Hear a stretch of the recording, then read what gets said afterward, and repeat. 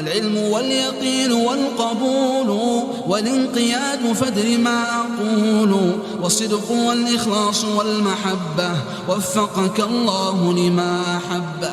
بسم الله الرحمن الرحيم. Alhamdulillah, wassalatu wassalamu ala rasulillah, amma ba'd.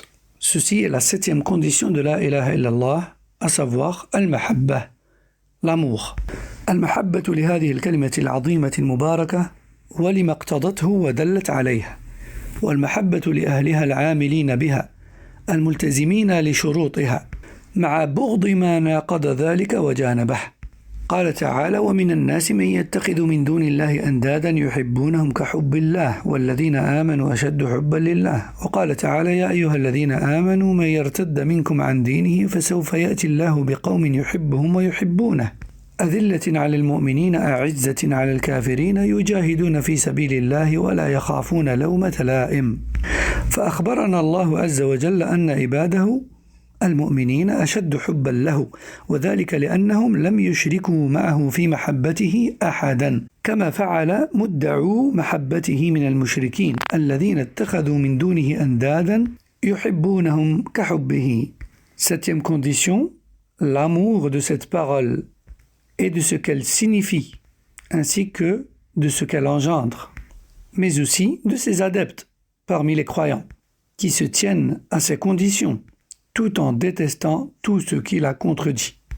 Allah dit ce qui a pour sens: parmi les gens, certains donnent à Allah des égaux qu'ils aiment comme lui, tandis que les véritables croyants vouent leur plus grand amour à Allah seul.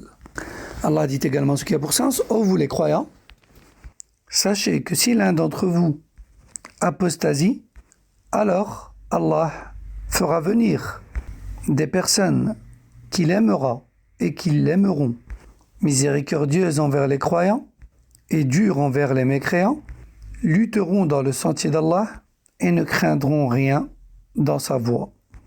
Dans ces versets, Allah nous a donc informé que le plus grand amour des croyants n'est que pour Allah.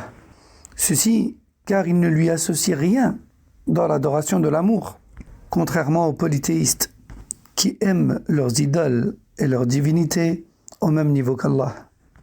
وعلامة حب العبد ربه تقديم محابه وإن خالفت هواه وبغض ما يبغضه ربه وإن مال إليه هواه وموالاة من والى الله ورسوله ومعاداة من عاداه. كل هذه العلامات شروط في المحبة، لا يتصور وجود المحبة مع عدم شرط منها.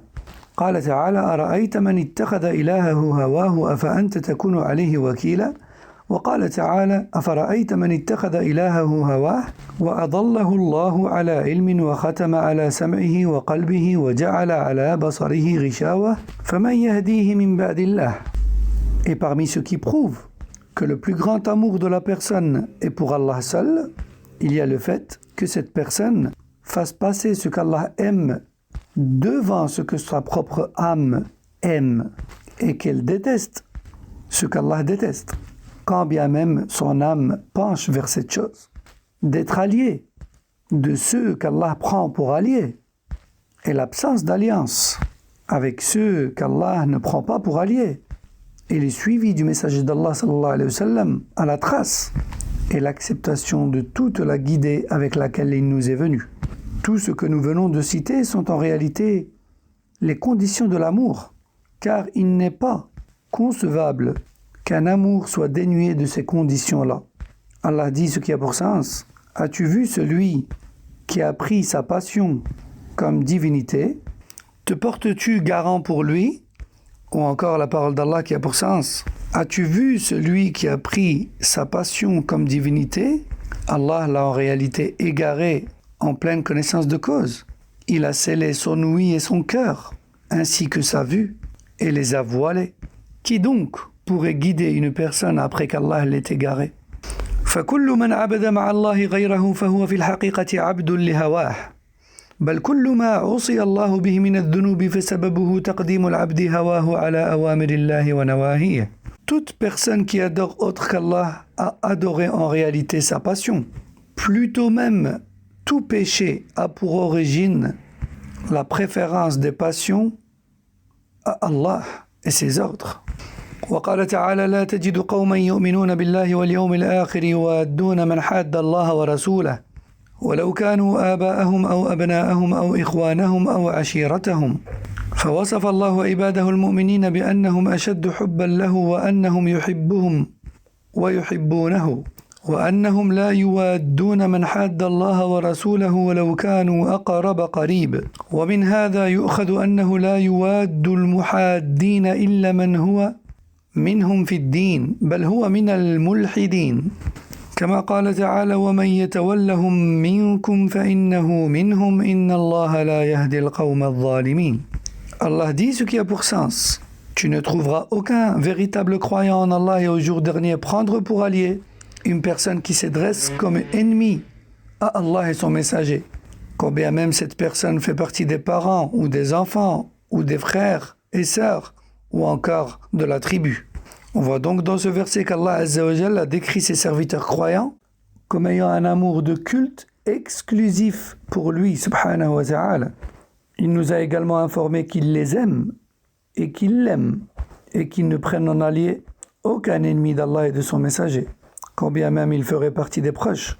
Conclusion, ne prend pour allié les ennemis de la foi qu'une personne qui fait en réalité partie d'eux. Allah dit ce qui a pour sens, quiconque les prend pour alliés parmi vous, alors il fait en réalité partie d'eux. Et Allah ne guide pas les injustes.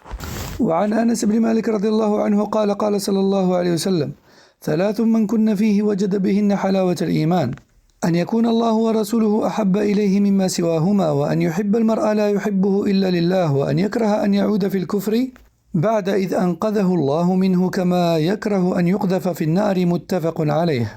فأهل لا إله إلا الله يحبون الله حبا خالصا وأهل الشرك يحبون الله ويحبون معه غيره وهذا ينافي مقتضى لا إله إلا الله.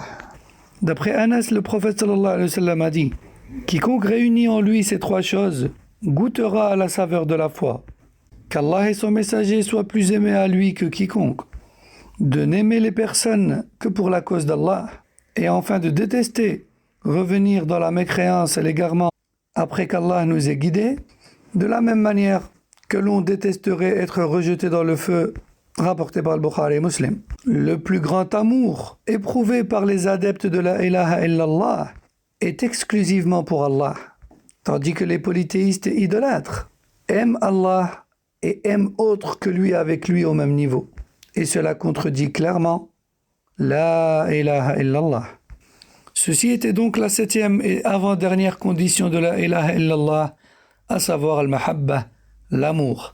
هذا والله أعلم وصلى الله وسلم على نبينا محمد وعلى آله وصحبه أجمعين.